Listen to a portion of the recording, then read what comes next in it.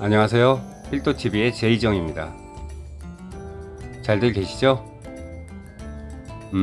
오늘은 시청자님들과 구독자님들께 감사의 말씀 먼저 드리고 시작하겠습니다. 보잘것없는 제 작은 경험에 많은 관심들을 보여주셔서 진심으로 감사의 말씀 드립니다. 그럼 필리핀 민다나오 수리가오 시티에서 나이트클럽을 오픈하고 운영했던 사연 3부 시작하겠습니다. 전편에서는 오픈하게 된 사연과 오픈까지의 과정이었다면 오늘은 오픈해서 운영하며 벌어지는 좌충우돌 사연입니다. 이렇게 가게 오픈 날은 되었고 정말 긴장하는 마음으로 저녁 7시 오픈 시간을 기다렸어요. 7시가 되고 오픈을 하자 3, 4, 5 몇 팀들이 한 테이블씩 들어오기 시작하더군요. 좀 이른 시간이었죠.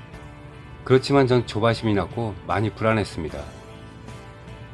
사실 이 가게를 할 때만 해도 저에게 수도 없는 사람들이 저에게 또라이 했으니까요. 이 작은 시티에서 그렇게 크게 차려가지고 임대비도 못 내고 6개월 안에 망할 거라고요. 또한 제 필리핀 지인들도 많이 저를 걱정했습니다. 저는 제가 본 데이터를 믿었지만 그래도 자꾸 그 사람들이 했던 말이 귓가에서 맴돌며 자꾸 생각이 나더군요. 이렇게 손님들은 10테이블, 15테이블이 들어왔지만 가게 규모가 있다 보니 여기저기 구석에 앉으니까 정말 분위기가 회행하고 썰렁하더라고요. 그리고 처음 손님이 들어왔을 때요. 그 표정들은 지금도 잊혀지지가 않습니다. 가게에 들어와서는 몇 초 동안 입을 벌리고 멍하니 서서들 어찌해야 할지 모르더라고요. 꼭 그들이 다른 세계에 와 있는 듯해 보였습니다. 오픈하면서 저희는 입구에서는 입장료를 1인당 20페소씩 받았고요. 한국 돈으로 하면 500원이죠. 술값은 다른 가게에 비해서 같은 종류의 다른 가게요. 한 20-30% 더 비쌌고요. 이렇게 시간은 저녁 9시가 될 무렵 손님들이 드디어 줄을 서고 끊이지 않게 들어오기 시작했어요. 말 그대로 몰려 들어온다고나 할까요? 냉장고도 없이 아이스박스에 얼음을 채워서 손으로 저어가며 맥주를 차게 만들고 수개의 큰 아이스박스에 아무리 차갑게 해도 손님이 주문하는 속도를 당해낼 수가 없더군요. 10시 정도가 됐을까요? 직원이 묻더군요. 테이블이 다 찼다고요.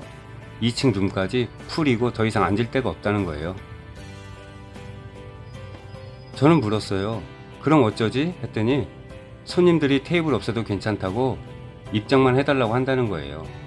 벌써 게이트는 닫았고 손님들은 더 이상 입장 못하게 하고 있다는 거예요.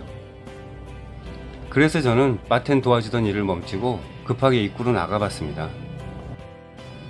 입구에 나가보니 오토바이와 트라시클 사람들로 도로가 다 막혀서 다른 사람들은 차도 다닐 수 없을 정도로 난리가 나 있더라고요. 언뜻 보아도 1,200명은 좋긴 없는 사람들이 되어 있어 보였어요. 저희 게이트는 닫아버린 상태였고요. 가드, 바운서, 안전팀들이 게이트 밖에서 더 이상 들어오지 못하게 손님들을 제재하고 있었습니다. 손님들은 테이블이 없어도 좋으니 입장하게 달라고 하는 입장이었고요. 저는 결정을 해야 됐어요. 그래서 저는 입장료를 다 받고 다 입장시키라고 했습니다. 저는 무엇인가 보여주고 싶었어요.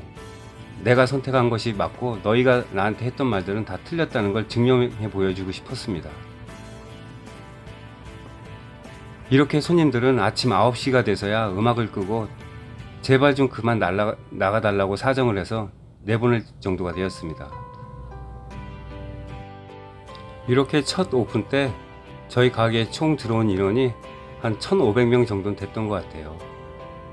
오픈을 지나서도 금요일, 토요일 어떤 쉬는 날이 있거나 행사가 있는 날에는 1,000명 이상은 무조건 넘어갔습니다. 이렇게 제 데이터가 맞았다는 것을 저는 증명을 해냈습니다. 이렇게 저희 도전은 성공이었다 싶었죠. 이렇게 몇 주가 지나서쯤 저도 몰랐던 새로운 문제의 복병들이 하나 둘씩 터지기 시작하고 나타나기 시작하였습니다. 바로 필리피노들의 시기와 질투였습니다. 첫 번째 저에게 다가오고 있는 큰 문제는요, 저희 영업장 옆 건물집에 살고 있었던 수리가오 전 시장 친척되는 대가족 패밀리가 있었어요. 그들은 그래도 수리가오에서 첫 번째, 두 번째 하는 호텔 안에서 레스토발이라고 식사도 하면서 술도 파는 가게를 운영하고 있었는데요. 저도 자주 가고 사장하고도 친하다고 생각했어요. 그러나 그들은 저희 가게 음악이 시끄럽다는 이유로 저희 가게 주변 사람들을 선동하여 저희 가게 문을 닫게 해달라는 청원 사인을 받고 다닌다는 얘기였어요. 저는 이것을 이 사람들이 어디에 컴플레인을 하는지를 알아보니 바랑가이였어요. 바랑가이가 뭐냐면요, 우리나라로 얘기하면 동사무소입니다. 여기 바랑가에서는 어떤 일을 하냐면요, 저 같은 경우는 이 컴플레인한 사람들의 컴플레인이 정당하다 싶으면은 저희가 필요한 바랑가이 사인이나 서티피케이트를 받지 못하게 되면은, 예를 들자면 사업자 등록증도 발급받을 수가 없고요. 이 바랑가이에서 컴플레인한 사람들이 정당하다, 이것을 시청에다가 제시하게 되면은 시청에서는 사업자 등록증도 폐지할 수 있고, 하여튼 여러 가지 문제가 발생할 수 있습니다.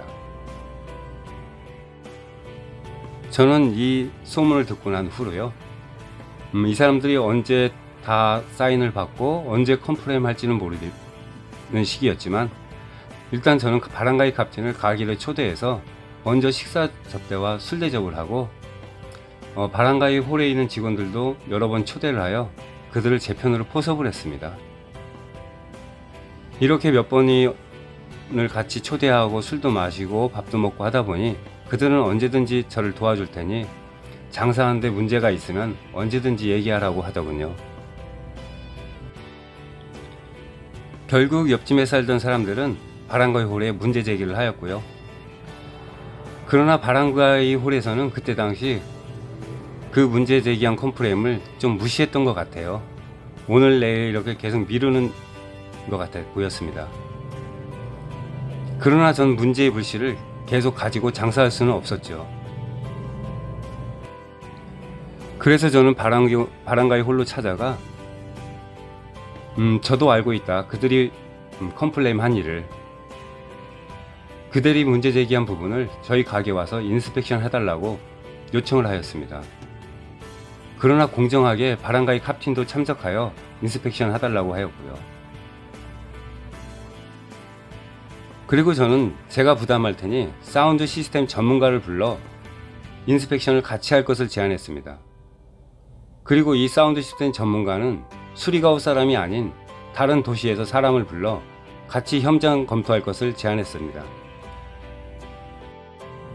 이렇게 음향 전문가도 불러 참석시키고 바랑가이 캡틴 입회하에 이들이 컴플레인한 부분에 대해서 시끄러워서 일상생활이 안 된다는 부분에 대해 저희 가게 음악을 켜놓고 컴플레인한 사인한 이웃들을 돌며 다같이 소리 측정과 함께 점검을 하였고, 이 점검 결과는 굉장히 예민한 사람이 아니고서는 아무 문제가 없다는 거였습니다. 즉 바랑가이 홀의 결론은 컴플레인에 사인한 모든 사람들은 정말 예민한 사람이라고 볼 수 없고, 정말 예민한 사람 한 사람이 있다 하여도 그 한 사람 때문에 같은 바랑가이에서 사업하는 사람의 사업을 방해할 수 없다였습니다. 이 부분은 이렇게 결말이 나고 그 누구도 그 부분에 대해선 다시 컴플레인하는 사람은 없었습니다. 가게를 오픈하고 두 번째 문제는요, 수리가오 시티에서 저와 비슷한 업종을 영업하는 사장들의 횡포였어요.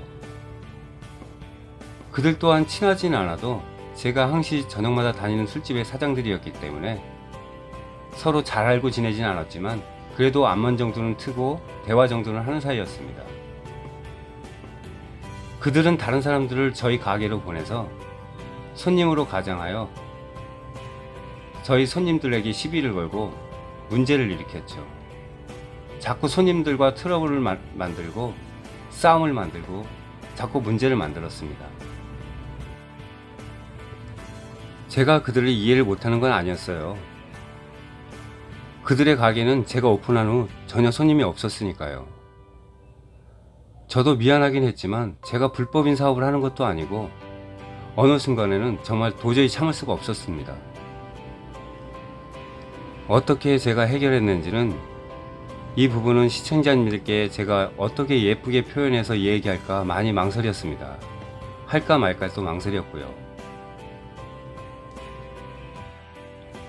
결론은요, 간단히만 말씀드리자면요, 저는 그들같이 사람을 보내고 하지는 않았어요. 어느 날 정말 화가 나서 제가 직접 그 가게에 찾아가서 영업시간에요, 직접 찾아가서 다 때려 부셔버리고 나왔습니다. 그 가게에 갔을 때는 가드도 있었고 사장도 있고 직원도 있었습니다. 그거는 시청자님들의 그냥 상상에 맡기고요. 그때는 정말 참 또라이였습니다. 지금 같으면 아마 못했을 것 같아요. 그때는 어떻게 그럴 수 있었는지 저도 잘 모르겠습니다. 지금은요. 지들도 뒤가 구려서인지 어디에 하소연이나 컴플레인은 못하더라고요. 그렇게 시간이 지나면서 세 군데 가게들은 씁쓸하지만 문을 모두 닫았습니다. 손님이 없으니 더 이상 유지를 못했던 거죠. 그 소식을 전해 듣고 저도 유쾌하진 않았습니다. 다들 먹고 살자고 하는 일이고 다들 잘 됐으면 좋았는데 기분이 썩 좋진 않았습니다. 그중 한 집 사장 부부는요, 저희 가게에 와서 그들이 외국에 가기 전까지 수개월 동안 저희 가게에서 일도 했어요.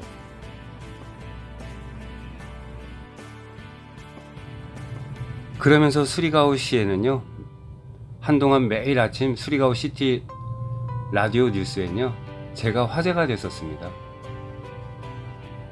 뭐뭐 오너 누구를 두드려 팼다는 등, 뭐뭐 오너 어제 저녁에 뭐뭐뭐 했대더라, 어디 오너 뭐 어제 저녁에 바텐더를 눈을 찔렀대더라, 뭐 말도 안 되는 루머와 일들이 매일 아침 뉴스 첫 뉴스에 제가 타깃이 됐었습니다. 저는 그랬죠. 직원들한테 뭐 사실인 것도 있었고요. 그렇지만 그들은 항상 뭔가를 부풀려서 얘기를 했습니다. 저는 직원들이나 사람들한테 얘기했어요. 수리가오 라디오 뉴스에서 저를 무료로 광고해주니 고맙다고 그랬죠. 사람들은 저한테 그 라디오 스테이션에 컴플레인을 하라 했는데 그러고 싶지도 않았고요. 그들이 저의 존재를 많이 알려줬습니다. 수리가오 시티에. 이렇게 오픈한 지 2년쯤이 지나자 모두가 인정한 듯 저희 옆집 사는 사람들도 다른 가게 술집 사람들도 외부에서는 불합리한 일들로 저를 괴롭히거나 힘들게 하는 일은 발생하지 않더라고요. 이렇게 수리가오에서 이 나이트클럽을 4, 5년을 운영하고 저는 또 제 꿈이 있어 붓도 안에 브런치 하나를 더 내기 위해서 붓도 안에다 브런치를 냈습니다. 그때 저희 친구들이 그러거든요. 수리가오 친구들이요. 그냥 수리가오에서만 하지 수리가오 사람이 뭐하러 붓도안까지 가서 힘들게 하려고 하느냐. 그때 저는요, 그 말을 듣고 기분이 살짝 좋더라고요. 이들이 나를 이젠 그냥 외국인이 아닌 수리가오 제이정이라고 인정을 하는구나. 수리가오의 같은 시민으로 인정하고 생각을 하는구나 라고 느꼈습니다. 하여튼 이렇게 수도 없는 일이 있었지만 어떻게든 잘 견디고 5년을 운영을 했네요. 이 전염병이 오긴 작년까지만 해도요. 내용이 너무 길어지니 이 시리즈는 여기서 마감을 하고요. 나이트클럽 운영하면서 있었던 에피소드는 중간중간 단편 영상을 올리겠습니다. 기대하셔도 좋습니다. 나이트클럽 오픈한 사연은 최대한 줄여서 해보려고 했는데도 3편이나 됐네요. 언제나 늘 건강하시고요. 행복하세요. 시청해주셔서 감사합니다.